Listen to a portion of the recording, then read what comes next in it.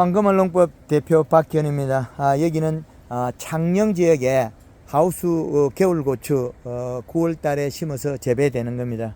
우리 대표님 이 고추를 언제 심었습니까? 9월 11일 날 심었습니다. 9월 11일 날에. 예. 지금 이 고추를 한번 제가 보면 어릴 때는 절간이 늘어졌는데 지금은 절간이 붙어버렸어요. 네. 절간이 붙어버리고 이렇게 그 열상이 일어났다. 이건 가리 가다 고온 열상이 일어났거든요. 그럼 생장점이 못 자란다. 네. 예. 그래서 지금은 잎이 작아지고 있다. 급격히 요렇게 요렇게 진하고 작아지고 요 심줄을 보면 노래지고 있다. 연맥이 아주 노랗고 딱딱하다. 그래서 이거는 지금 현재 보면 뿌리의 수분은 맞는데 지상부 잎의 함수량이 떨어진 것 같아요. 그래서 이 잎이 둥그러지면 잘못된다는 거죠. 이 잎을 보면 딱딱해요. 그리고 심줄이 노랗다. 그러면 가리 가다 고온 열상이 일어나고 있다. 요게. 예. 그러면 생장점이 잘 못 자랍니다. 그 현상으로서 생장점이 이렇게 타는 것도 나온다. 그죠? 네. 여기 타버렸죠. 그러면 요 잎이 타버렸잖아요. 여기 탄 게. 예. 그러면 요것만 일어났냐? 이쪽에도 일어난다는 거죠. 그러면 이 고추는 앞으로 키가 작아진다는 거죠. 맹물십이라 가지고 풀어줘야 됩니다. 이게 그 질소비가 있는 게 아니고 가리 가다가 된 인상 가리 가다에 거의 가까웠습니다. 잎이 짜버려지죠. 요 뒤집어지고 요 손가락이 있는데 잎이 해딱 뒤집어졌잖아요.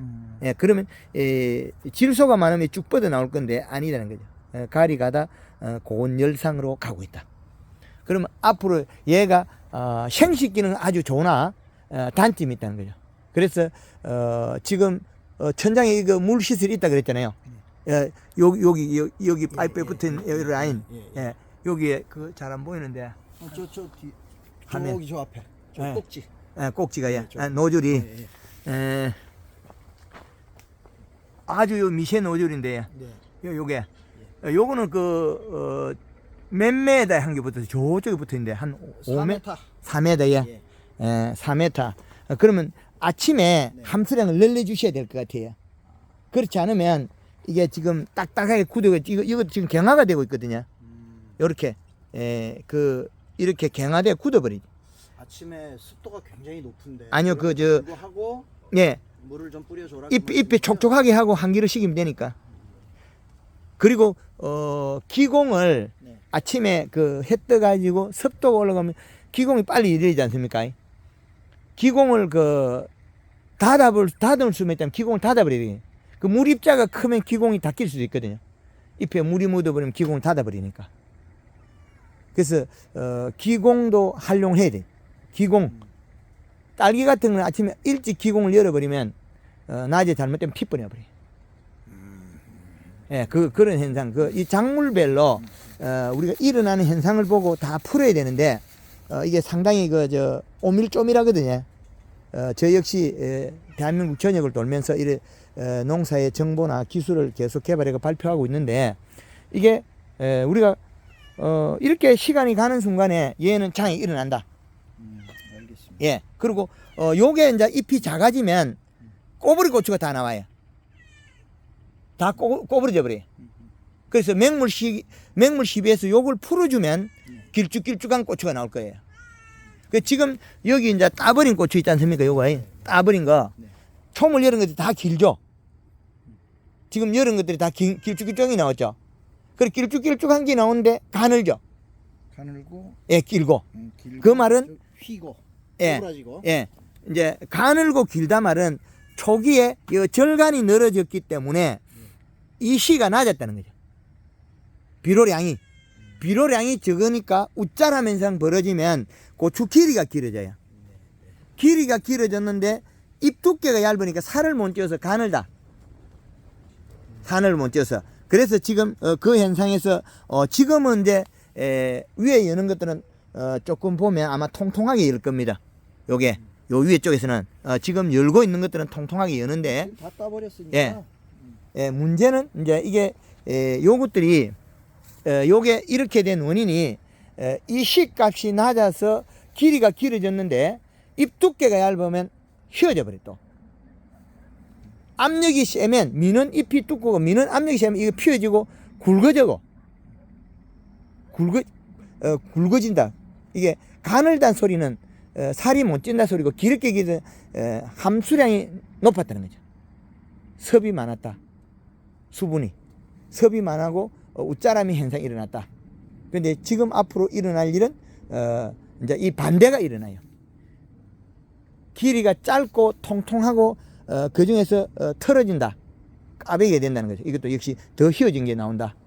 그 말은 잎이 지금 정상 잎이 안 되고 있다는 거죠. 이렇게 뒤로 말리고 있다. 이건 가리 가다에서 그 안에 나온 잎은 더 조그만하고 안 좋다는 거죠. 요게 안에 게 길수각이 잘 나와야 되는데, 그럼 이걸 풀 수 있는 방법은 또 어떻게 있느냐? 잎의 함수량을 늘려줘야 돼요. 그 대사작용을 일으키는데 잎의 함수량이 부족하다는 거죠. 그러면 인위적으로 예. 잎에다가 맹물을 뿌려줘서. 그렇죠. 그런데 웃자람에 의한 씨드름도 있고 잎 두께가 얇았어. 지금 이제 그거는 멈춰서나 이제는 뿌리에서는 이시값이 낮은데 잎에서는 비록 과다 증상이 나타난다. 이시 측정에는 지금 낮게 나오지 않습니까? 그런데 과다 증상이 나타난다. 그래서 이건 풀려면 뿌리에다 질소비를 줘야 된다는 거죠. 요소를 간절해야지. 요소 단제만, 단용만. 100평에 한 3kg에서 5kg까지 관절해야지. 그 회복되는 걸 보고 이제 그때서 늘리고 줄이고 하면 되죠. 이 정도라면 조금 먹어야 될 것 같아요. 이게 가리 가다 됐는데 푸는 방법은 질소로 풀어야 돼요. 질소는 우리가 제일 쉬운 게 요소다. 요소 비료를 예. 한 번도 써본 적이 없어요, 농사 시작해서. 그러면 어떤 장애가 일어납니다. 그게 처음에 한두 해는 농사 잘 되다 그 다음부터는 나쁜 방향이 나와요. 질소비가 낮으면 웃자람이 돼가 가지가 쭉쭉 길어져 버려요. 마디가 길어지는 경우가 있어요. 키가 커버린다. 그러면 물에 녹여서 예, 이제 관수로 공급을 해줘라 그 말이죠. 그렇죠. 예, 그리고 저희 방법 100평당 1kg, 1.5kg, 3kg 정도. 100평당 3kg. 예, 그럼 100평. 여기 20kg 넣어야 된다는 얘기인데. 예, 이거 몇 평이죠? 하우스가 한 750평 정도 돼요. 750평에. 예, 그렇게 하면 됩니다. 그리고 이게 그 웃자람이 일어날 때도 역시 마찬가지로 비료가 적을 때 웃자람이 일어난다. 예, 그런 현상이 많이 일어납니다. 예, 그렇기 때문에 그런 부분을 많이 막아야 되고. 하여튼 농사 배우면서 예, 요소를 굉장히 금기시하게 배웠어요. 제일 좋은 놈을 예. 처음에 우리가 비빔밥을 하면 밥을 잘하는 방법을 배우고 나물 하는 방법을 혼합해서 배워야 되는데 양념만 배워서 비빔밥 장사라니까 장사가 안 되죠. 그 적절한 예. 비유네. 예, 요것도 역시 마찬가지로 밥이 좋아야 된다. 그 질소 함량이 맞아야 전체의 밸런스가 맞아지는데 질소 함량 떨어뜨려 버리고 가리 뭐 여타 우리 비빔밥 비하면 나물 그럼 요소를 아까 말씀하신 양만큼을 예. 1회 관수하고 그냥 되는 건지 한 일주일 간격, 5일에서 한 일주일 간격으로 회복시켜야 됩니다. 그 사이마스케치나 포도 종, 이거는 아직까지 어려서 많이 못 먹으니까 한 3kg에서 뭐 5일에서 한 7일 간격을 주면 돼요. 근데 사이마스케치나 이런 나무 큰 것들은 100평에 한 그 좀 뭐라 그럴까 되게 다급하면 한 7kg까지 평당 7kg 요소비를 이어야 되고 그것도 한 5일 간격에 계속 이어줘야 빨리 회복해요. 많이 먹어야 되니까. 공기니까 잎이 가리에 대해서 더워서 죽겠다는 거죠. 근데 지금 여기에는 이제 정기에는 가리가 많이 필요합니다. 가리는 따뜻한 성질의 비료고 요소는 시원한 성질의 비료다. 그 두 가지 비료 성질이 다릅니다. 지금까지 우리가 질소염된 분은 부각을 안 시키다 보니까 우리나라 국내의 경제적 피해가 엄청나다. 농업에서 엄청난 피해가 일어나고 있다니까. 누가 막을 거냐니까. 그 많은 피해가 일어났는데. 일단 그 요소 처리를 한번 해보겠습니다. 예, 그리고 설탕을 쓰면 절간이 좀 짧아집니다. 설탕. 예, 이 탄수화물 공급받으면 흰가루 같은 거는 죽기도 해요. 얘들이 설탕도 먹습니까? 설탕 녹인 물을? 잘 먹어요. 아, 그렇습니까? 예, 여기 뭐 풀약 치면 죽죠. 예, 똑같은 거. 얘는 선택권과 그게 없어요. 인산이 많으면 인산가리 과다돼서 식물이 장애가 일어나요. 근데 인산이라는 놈이 묘한 수를 써요. 가리가 많으면 가리한테 달라붙어 해를 주고, 질소가 적절히 양이 있으면 질소한테 좋아지고 잘 자라는데 좋아져 버려요. 인산이라는 거 세포백도 만들고 좋다 이랬는데 잎이 두꺼워지고 그거 해석이 할 수가 없어. 아주 애매하게 돼 있어요. 식물이 먹는 방법에 따라서 바뀌어 버리니까. 그리고 잘 먹지도 못하니까 아니 잘 먹어요. 인산이 흡수가 잘 안 된다고. 잘 먹어요. 아 그래요? 우리 이게 물 많이 주면 이 고래 청태가 끼잖아요. 예. 그럼 유효인산이 엄청나게 있다는 거죠. 그래서 나무에도 청태가 껴요. 고추대가 이게 봄 되면 어떨 때는 시퍼렇게 떼군 끼어 있을 거예요. 인산을 먹고 피부로 뱉어낸 거예요. 껍질로. 그런데 질소를 주고 맞추면 그 청태가 빠져버리고 없어요. 안 뱉어낸다는 거죠. 그게 제가 그 다양한 영상을 황금언론법 대표는 전국을 강원도 제주도까지 우리나라 전역을 돌면서 유튜브 영상을 계속 촬영해 올리는데, 이 농업의 산업도 우리나라의 하나의 기초 산업으로서 상당히 1차 산업 중요하거든요. 그런데 우리 먹거리를 현장에서 재배하는 농가에서 풍성하고 수익이 높아야 되는데, 그거는 이 무기물 원소를 먹고 자라는 건데, 우리는 퇴비가 물론 물리성이 좋으나 퇴비가 보약이다. 그 말부터 빨리 없애야 돼. 퇴비에서 인산과 소금기가 많은 거지 질소비가 높은 거 아니라는 거죠. 거기에다가 우리가 복합비료를 사용해버리면 인산갈이 과다가 돼서 우리는 끊임없는 장애가 옵니다. 그러니까 퇴비 주고 복비 쓰고. 그렇죠. 그래서 그 장애를 극복할 수 없다는 거죠. 지금 여기에 새 농가를 돌고 내 농가 그 양육 재배까지 돌았는데 다 잘못되어 있다는 거죠. 칭찬한 게 없습니다. 왜 그러냐? 지적밖에 못했다는. 그거는 우리가 과학 영농을 안 하고 있다는 거죠. 과학 영농을 안 한다. 많이 깨달았어요. 이 시 측정도 제대로 안 하고 몇 년지가 농사 돈 다 벌고 마지막 때에서 측정기 사더라는 거죠. 측정기 사면 제가 아침에 이 사진만 찍어 보내면 제가 바로 분석해 가지고 이 시값하고 바로 데이터 나오거든요. 그럼 요거 사진 찍어 보냈다면 제가 뭐라겠습니까? 딱 보는 순간에 가리 가다 요소 연면 요소 간주하세요. 금방 나오겠죠.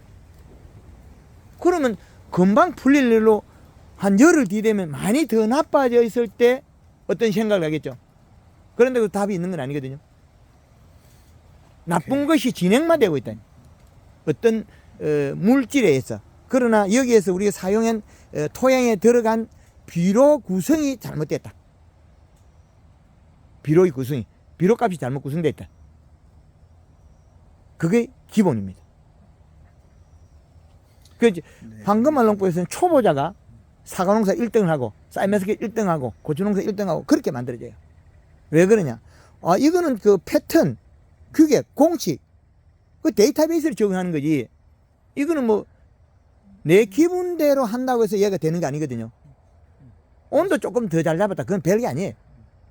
하루 추웠다고도 따신 날이 더 많은데 잘 될 수 있는 기간은 어마어마하게 있는데 우리는 그렇지 않은 환경으로 재배하고 있다는 거죠. 측정하여서 잎에 분류를 시켜놨다는 거죠.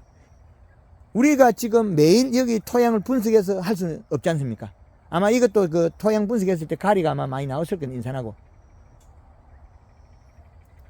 적정량 이상으로 나왔죠. 그렇죠. 적정량보다 많았어요. 그런데 그 적정량 많은 데다가 우리는 또 퇴비를 주고 복합비료를 줘서 재배하죠.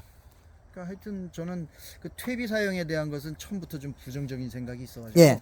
올해는 아예 퇴비를 안 줬어요. 그 다른 건 뭐 줬습니까? 그 아까 말씀드린 그 토양 개량제 예. 뭐 상품명을 얘기해도 되는지 모르겠지만 괜찮아요. 퍼특으로 줬고 예. 그러면 그게 질소 그 이외에는 예. 거의 주질 않았어요. 그 비료 자체가 안 줬대도 지금 나타난 걸 저는 이야기하잖아요. 얘가 먹고 있는 부분. 예. 그 질소비가 낮아가 물을 뿌리도 가리가 있어도 웃자릅니다.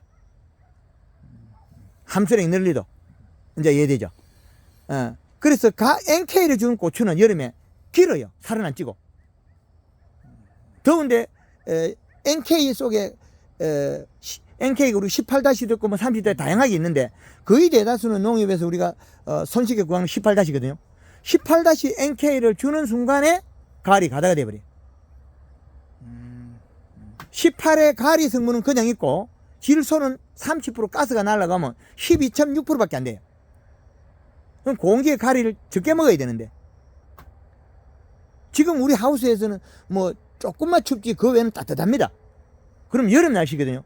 그럼 여름 재배 작물을 하우스에 재배해야 된다는 거지. 그러면 가리 함량이 좀 낮아야 된다.